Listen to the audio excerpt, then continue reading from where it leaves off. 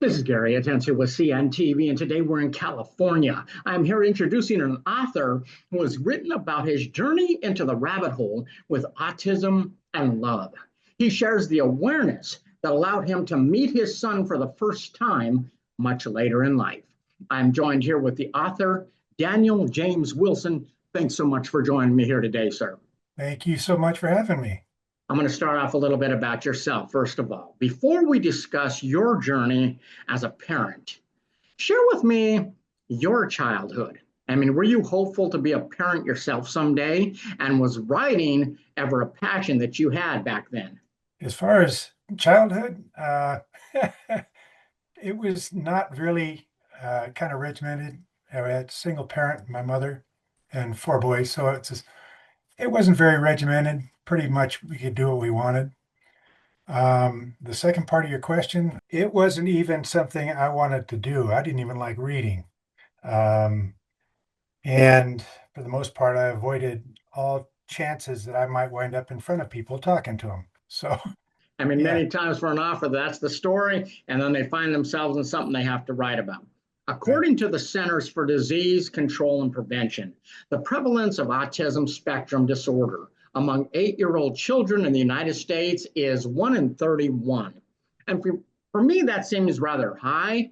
Is it more common than most people want to admit, especially those who have not experienced it, maybe in their family? And was that you prior? Yep, yep.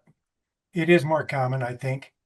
And with my son, it was back in, well, 79. There wasn't much on it except a small paragraph. Um, and that wasn't very in depth. It was just something they weren't really aware of or how to deal with and what to do with. Well, you look back then, we didn't know about so many things back then. We put No, somebody in a certain label, and that's what it was. I mean, you right. describe your son's birth and your wife's pain as heart wrenching, creating an early depth of suffering. How do you feel maybe that initial profound emotional experience maybe laid the groundwork for your later struggles with numbness and even depression? It got considerably worse. But as far as through the birth, that was something that took us totally by surprise. And we weren't prepped for any of it. He came out meconium stained. So the birth itself, uh, he was suffering for oxygen. And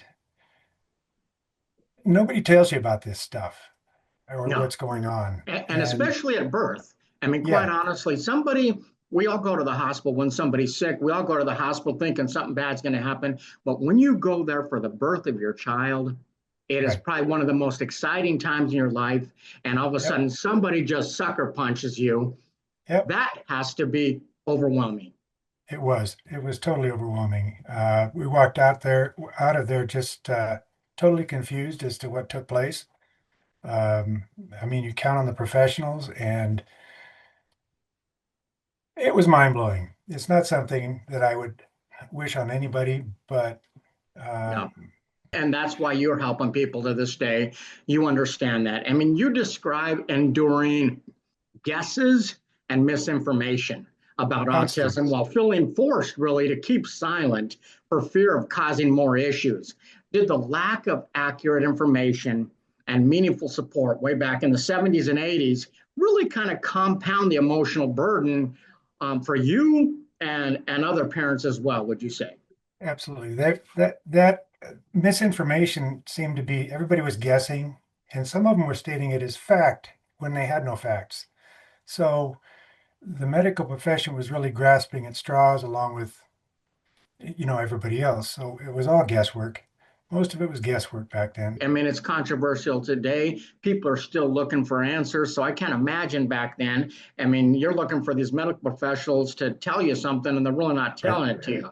right. Who or what was the turning point when you were told there was a gift in your son's situation?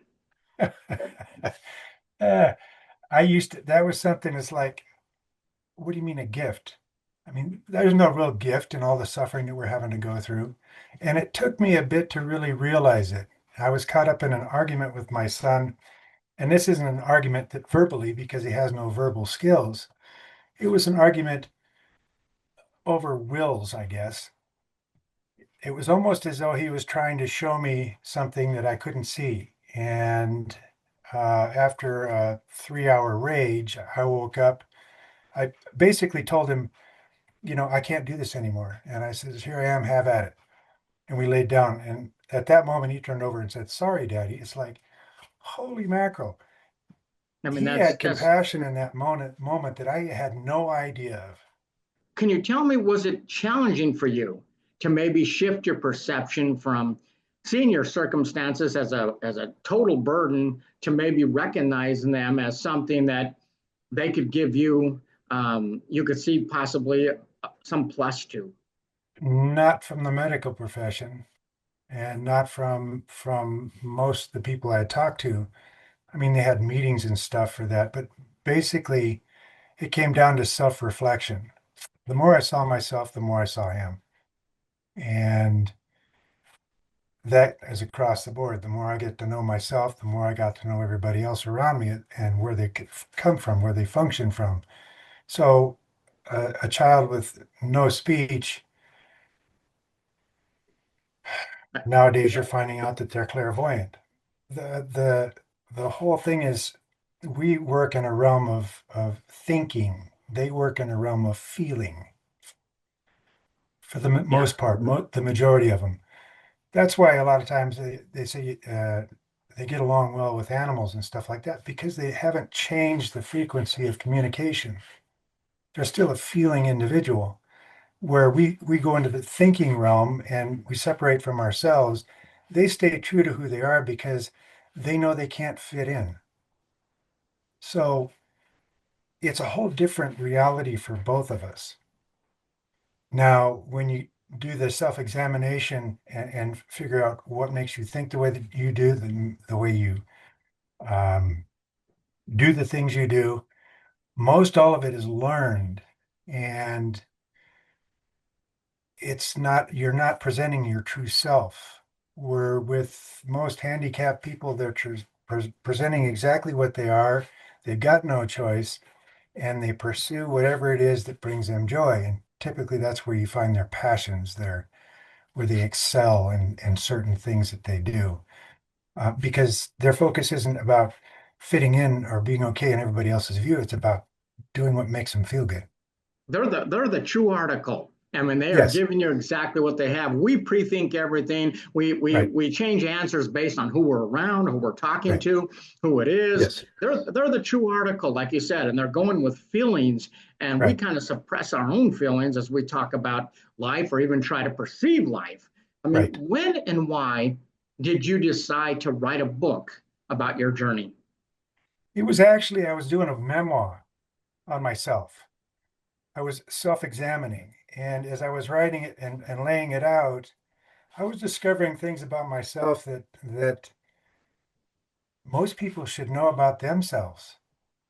And when I got done writing it, it was like, I can't keep this to myself. I have to share it. It's important to share this kind of information because if it helps one person, it's well worth it. And the catalyst for even doing it was because of a son I had with no speech, an autistic child. I wanted to know more about him. I needed to know more about myself in order to know him. And as I did that, I'm finding that most people don't even look to themselves for their own answers, and they have them all. They just have covered it up in the way they chose to think and the way they chose to fit in. Um, so it's like a big masquerade party. Everybody's in fear of being exposed. So it's interesting, but that's the only reason I shared it is because I feel as though other people need to know about it. They need to dig into themselves a little bit because life gives you more choices when you're aware of the choices you've cut yourself off from. You're asking people to really turn into a direction they haven't even thought about. Everyone else says, Exactly. look at the professional, look at the consultant, go to the Yeah. psychotherapist, go to this. You're really saying you got the answer and you need to turn Yep. in yourself because the answer for your child remains in there. I mean, the Yep. title suggests a massive internal discovery. I mean, Right. you state that the answers you were seeking were all within me. Can you Yeah. kind of elaborate on what that best kept secret truly is and how recognizing it changed your ability to cope with your situation? Well, the title of it is The Best Kept Secret is You, A Journey into the Rabbit Hole. And really, the best kept secret is every one of us, because in childhood, we made a choice through some reaction that didn't fit with what we felt as though it was reality, and we decided to change. That changing became a way of thinking that we stayed with because it helped us fit in. So that's, I think, the first part of your question, and it gets a little bit more complicated as you go along. But when you start to realize most all of what you've created yourself to be is kind of an illusion, as opposed to being real. I mean, I always took myself as a very honest person, so much so I got in trouble for being so honest. But I found that I had spent my life living a story, a lie to myself as to who I was, only because I was afraid to expose myself to what people consider normal. I became abnormal to become normal. Yeah. I mean, So, but it's true. I mean, like you say, yeah, you thought of yourself as an honest person, but yet to reflect on who you really are takes much honesty within itself. I mean, most people are not exactly. that honest with themselves, making them realize that, hey, there is an illusion that I'm buying into and I'm part of. The Right. title is interesting. I mean, the book starts out with a powerful recounting of your wife's excruciating pain during your son's birth, Right. immediately followed by the doctor labeling him autistic. Right. Why did you choose to open your narrative this way?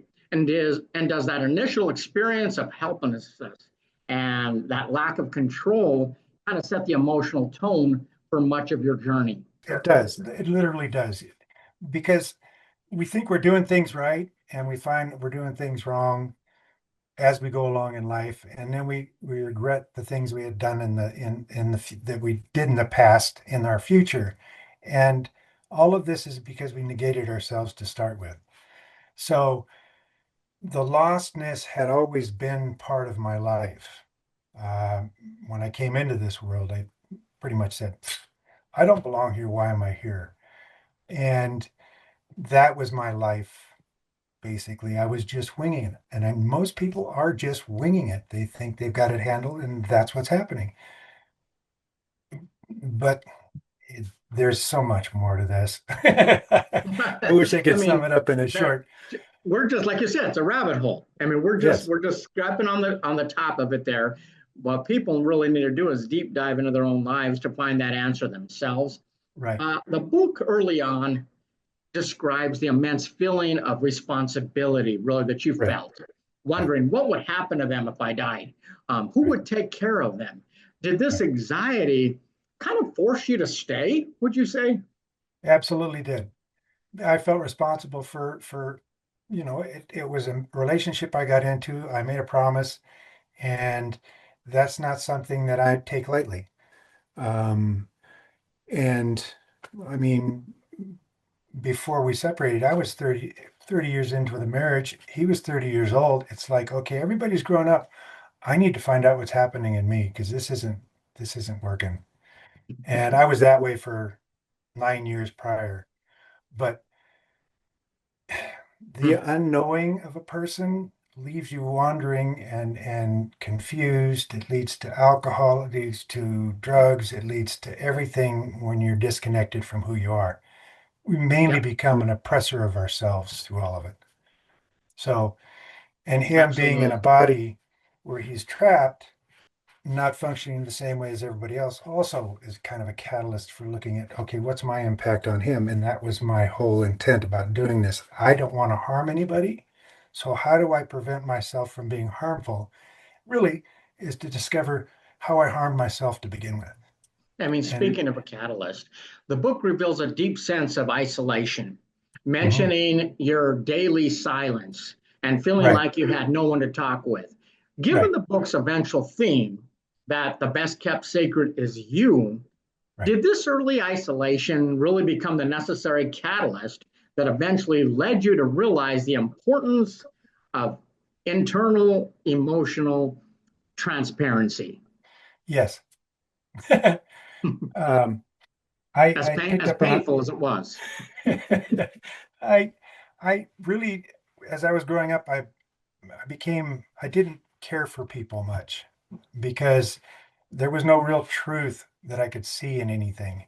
I became a roofer, for crying out loud, which is up and away from people, constantly on a roof, away from people. And I heard the conversations that people were having because when I worked on apartment buildings and stuff like that, you could hear the fighting and the arguing and all the stuff that goes on in your typical household. And that's not good. So Now, this goes across the board. It's not just the autistic. It's everybody's doing this same thing that most are unaware of. like you said, you've Yeah, thought about your life. You understood the job you were doing made right, sense to you. I mean, you're right, isolated from people, yet it even right, isolated you from your own family, where your kid's at home and going through his burdens. right, This all amplifies the fact that you're not really helping things; you're actually hindering things, and right, so eventually it hits the wall. right, right. And it was there for about 9 years before. I mean, I was pretty much done with everything. Um, but there was this one point where it just kind of went, okay, I can self-examine it. I can find out what's going on. And that's when I decided, okay, I'm cutting myself loose from everything, and I'm just going to sit in it for a while and figure out what makes me think the way I do. And that's basically what the book is about, figuring out what we do to ourselves, how we do it, and simplifying it as much as I can. I mean, it's a So, really brave book, I believe. I mean, I look well, at it, thank it's you. brave for somebody to take a look in the mirror and deal with that and then go ahead and share that with others. I think it's huge. Daniel, ultimately, you had to go inside yourself and discover the awareness that allowed you to actually meet your son for the first time at the age of 29.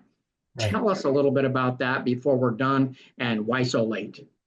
I had started the self-examination um, to a certain degree, and there was a thought that hit me while I was out working in the yard that he was consumed in his mind's thoughts, either of the past, future, um, or something that was coming up, or something he did the other day.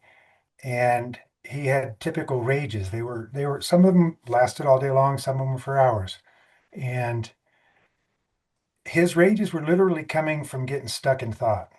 So when I came into the house from working in the yard, I sat down next to him and I said, "You're stuck thinking about what's going to happen tomorrow, and what's happening yesterday, and you're getting pissed off about it, aren't you?"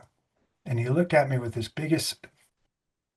just the biggest relief. It's like, holy mackerel, where'd that come from? I said, "Okay, from now on, you get into this place where you start to think, I'm going to say the word bullshit. Sorry. Hopefully this is okay." And the minute I could see him, because he gets this glaze in his eye where he starts thinking and he starts some of the tics that autistic people have. And I would just say bullshit. Instantly, he knew exactly what I was saying, and he could come back and he'd laugh about it. So that in itself was the major breakthrough. It's okay, I got to go deeper into this. I got to find out what the hell's happening, why this happens the way it does. And that was the meat of the whole thing. So, and as I did it, as I was writing it, it's like I said before, people need to know this stuff for their own sanity, if nothing else, for the love of each other, because that's what it boils down to. What a beautiful moment. I mean, quite honestly, that's a magical moment that basically you realized that there was a connection there, and you Yep, realize that I'm understanding something I've never understood before. I think that's exactly. great, Daniel. For parents dealing with intense daily stress, Yes, difficult behaviors, this insight that you provide, I mean, I think it's powerful. If a father out there reads your book and he recognizes his own overwhelming despair, his Mhm. exhaustion and self-blame. What is the single most important action or maybe even belief that you hope that he takes away from your journey into this rabbit hole? Single most important? Well, we're all doing the best we know how, but the most important thing is to quit criticizing yourself for stuff you had no idea was happening. Most everything we do winging it according to what everybody says is right and wrong, and then we wind up getting critical of ourselves about it. And you can't make yourself responsible for what you didn't know. If you can't learn anything unless you're making the mistakes. So make the mistakes. Learn from the mistakes. Take something positive away from it because there's always something positive in it. And if you're dealing with a child with no speech, which I was, realize that person is still there. He just communicates differently. He communicates from the feeling world, not the thinking world. That's the way he has to survive. He has to be able to read a person and understand where the person might be coming from. Is he safe to go to or not? Even an animal can determines whether you're safe to go to or not. And that's only because they feel the energy. So it's really about shifting your perspective. Learn to understand from that feeling standpoint. Most guys are they're taught not to cry. They're cut off from their entire emotional status when you stop crying.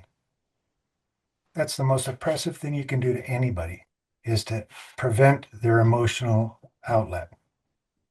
And by doing that to themselves, which they are doing because they want to conform to what they believe is correct, um, we become very oppressive to ourselves.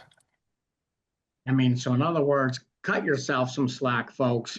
Not Yep. only do we have a hard time connecting with other people who think like we do, Right. relationships, and we still can't get it right. And here you are trying to connect with another person that you love deeply, and yet they don't even process things like you do. Nope. This is uncharted territory. And give yourself a break because even with all the information, with Yep. everything that you have now compared to back in the 70s and 80s, even then, it's still a challenge. And so I'm inspired by your story. Thank you so much for sharing it. Viewers, let's take a look at the bottom of the screen right there. What you're going to see is his website. On the website, you can learn more about his journey and even coaching that he provides for others. You can find his book on Amazon, where you too will find love. I mean, in the context of the journey described from feeling numb to realizing emotions are real. Once again, that is the best kept secret is you. A journey into the rabbit hole with autism and love. This is Gary Atencio with CNTV. And if you don't know, now you know.